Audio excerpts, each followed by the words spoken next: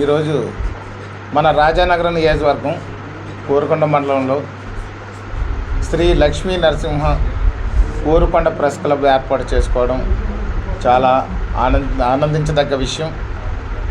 తద్వారా ఈ యొక్క ప్రెస్ క్లబ్ మెంబర్స్ అందరికీ కూడా రాజానగరం నియోజకవర్గ ప్రజలందరి తరపున, కూటమి ప్రభుత్వం తరపున, జనసేన పార్టీ తరపున నా శుభాకాంక్షలు తెలియజేస్తున్నాను.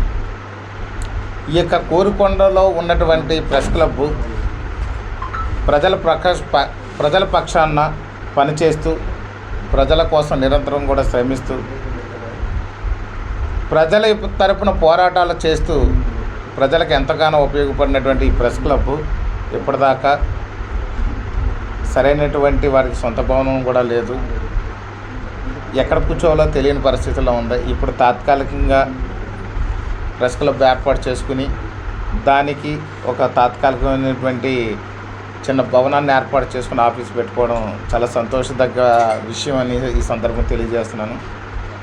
రాబోయే రోజుల్లో ప్రభుత్వం తరఫున కూడా ప్రెస్ క్లబ్కి ఒక స్థలాన్ని కేటాయించడం జరుగుద్దని చెప్పి ఈ సందర్భం మీ అందరికీ కూడా తెలియజేస్తున్నాను. అదేవిధంగా ఈ యొక్క ప్రెస్ క్లబ్లో ఉన్న మెంబర్లందరూ కూడా గతం నుంచి కూడా ప్రభుత్వ తరపున ఏ పథకానికి నోచుకోకుండా చాలా ఇబ్బందులు పడుతూ ఏళ్ల తరబడి చాలా ఇబ్బందులు పడుతున్నారు.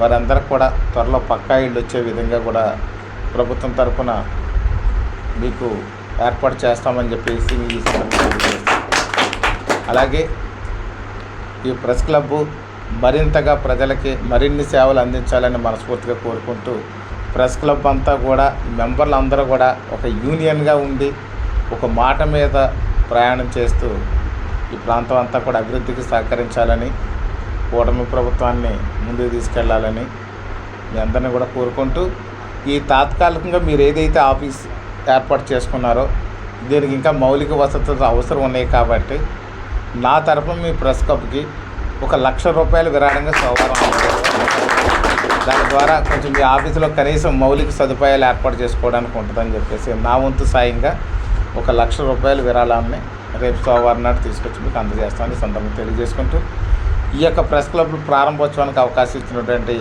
మీడియా మిత్రులందరికీ కూడా హృదయపూర్వక ధన్యవాదాలు తెలియజేసుకుంటాను. Thank you.